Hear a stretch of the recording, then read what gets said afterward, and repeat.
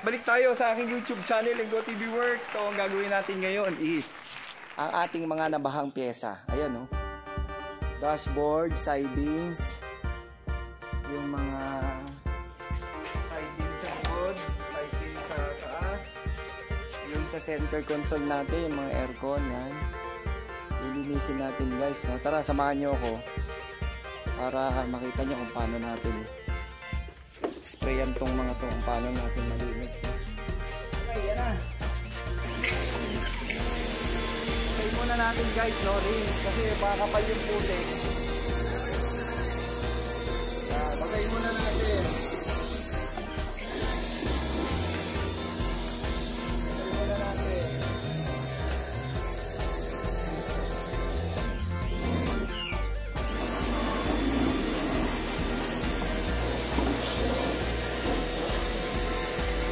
Muna natin guys kasi isang taon siyang nakatambak para lumambot yung para hindi tayo mahirapan. Ayan o, kita nyo naman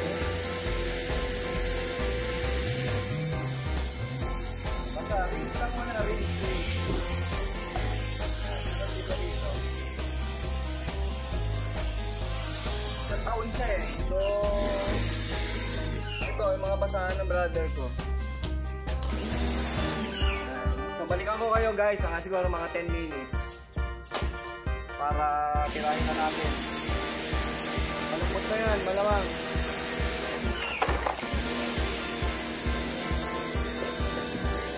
Okay, balik tayo guys, mga 10 to 15 minutes. Okay guys, balik na tayo. Tirahin na natin. So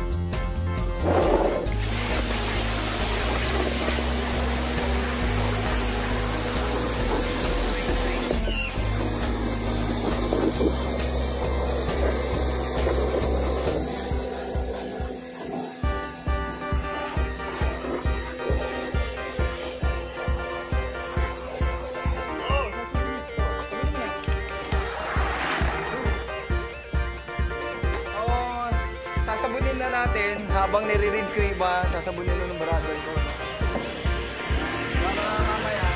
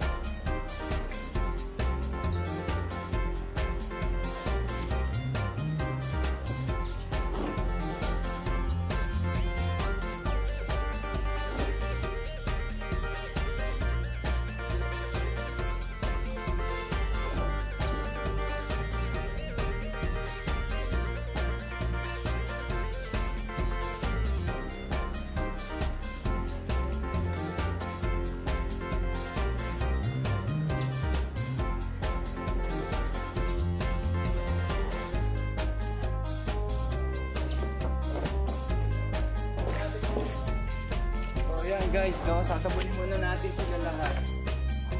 Mga ano kasi.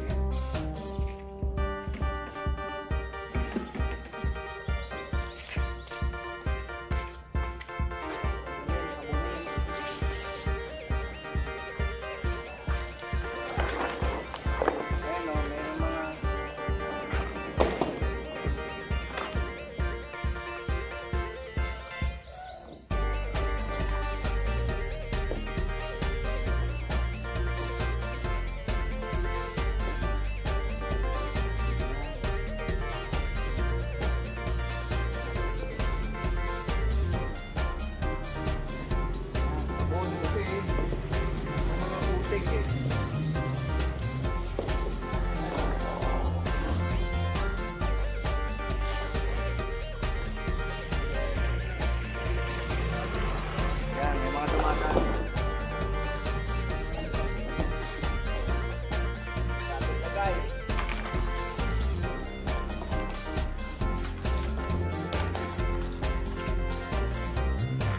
Hindi guys, may mga putik pa oh. Sasabunin mo. Para malusin up yun. Kasi 2 years, halos 2 years siyang nakatambak. Hindi siya linisan. So, yun. So, para mamaya, rinse na lang natin.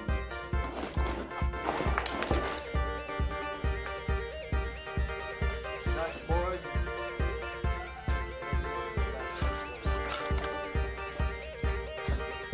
Dashboard natin, medyo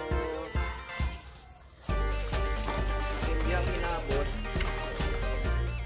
So, makapal, no? Lang kailangan muna na babad, no? Pero ang kagandahan niya, walang biyak.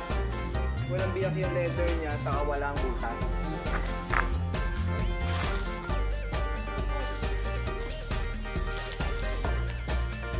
Sa battery case,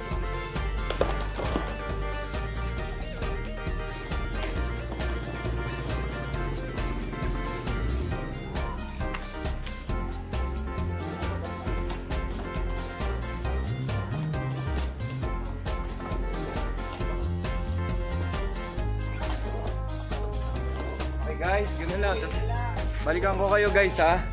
So guys, balik na tayo guys. So nasabon na natin siya. Ayan, so rinse na natin siya ulit, no?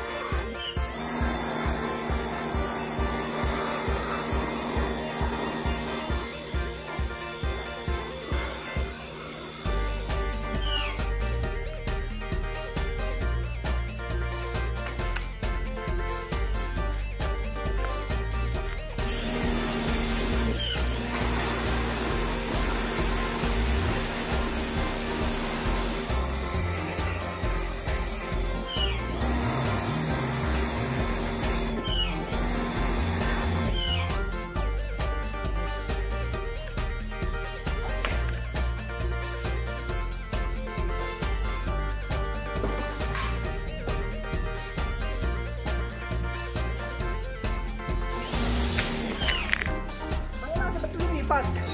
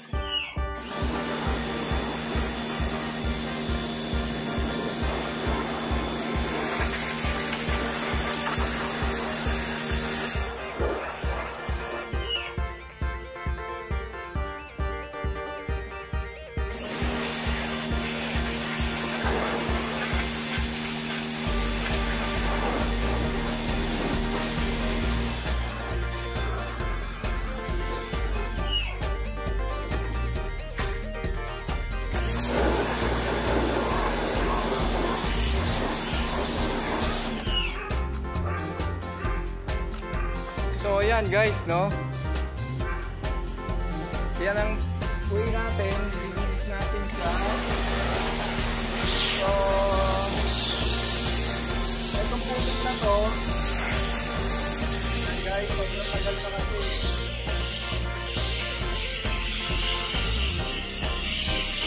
So, sasabunin natin siya, no? Sobrang tagal na kasi, siguro mga 2 years na pa naka... Ito nyo, may putik pa. So, gagawin natin. Medyo sasabunin natin. Pero kung mayroon kayong brush, mas maganda. Ayan. Yung mga putik-putik pa siya, hindi pa siya completely natanggal. Kasi nga, pero ang magandahan nga, like I've said, yung ano natin is walang punit, walang basag yung ating dashboard. So, most probably, mapapakinabangan pa natin. O, mabibenta pa natin yan kung makakuha tayo ng dashboard na maganda-ganda. Pero, for the meantime, pwede natin siyang gamitin pa, like I said.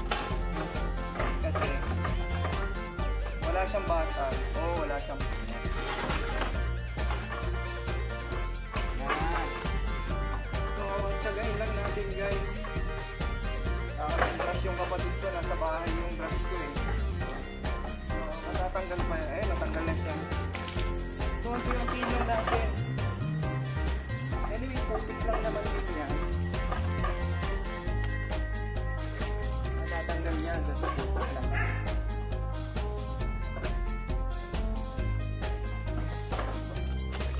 May brush siya. Pero yan, natatanggal na siya guys.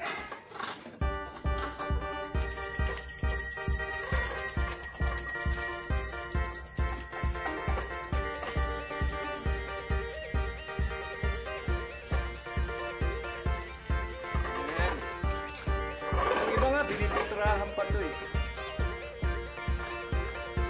Pero sa kaso natin kasi, everyday natin yung original. So, no need to pay. Scrubbing pad yun, pwede rin. Pero natanggal na natin eh. So guys, marami siyang puti. Yun, may scrubbing pad, pwede rin.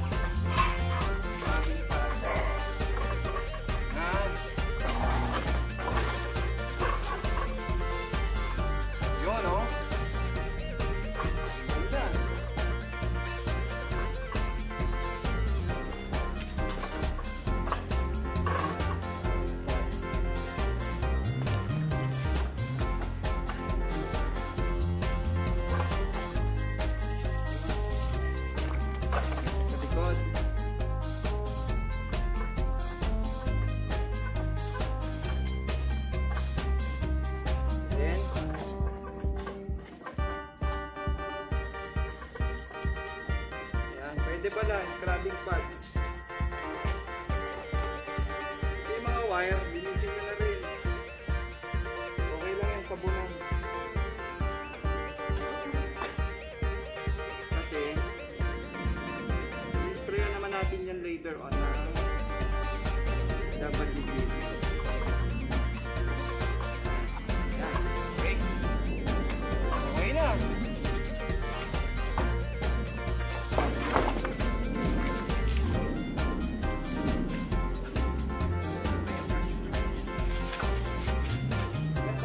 Biyak.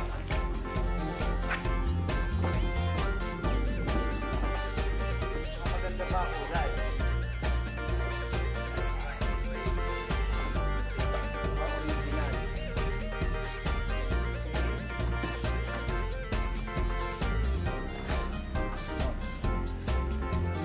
Natin guys.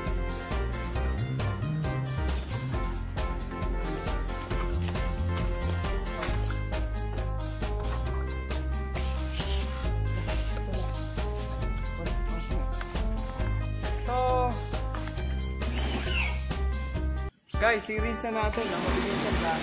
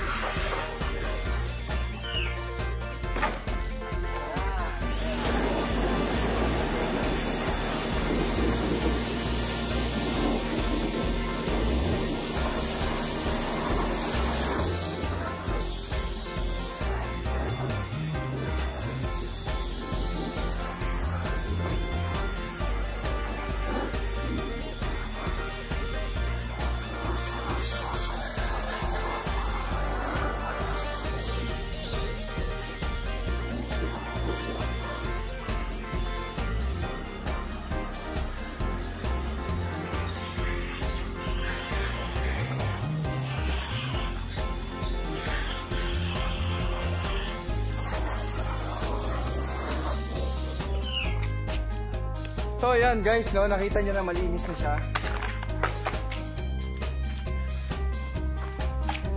Yeah. So rinse pa natin na isa.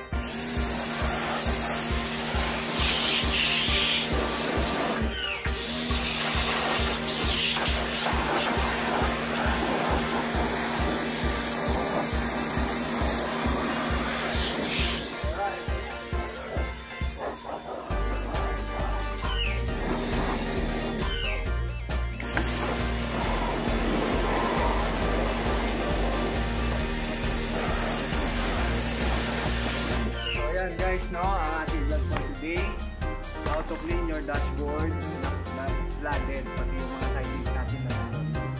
Now, if you have comments and suggestions and any violent reactions sa mga pinagagawa natin dito, please do write it down below and don't forget to hit the bell button and subscribe to my YouTube channel, Ingo TV World, for more videos and DIY projects. Okay guys, bye-bye!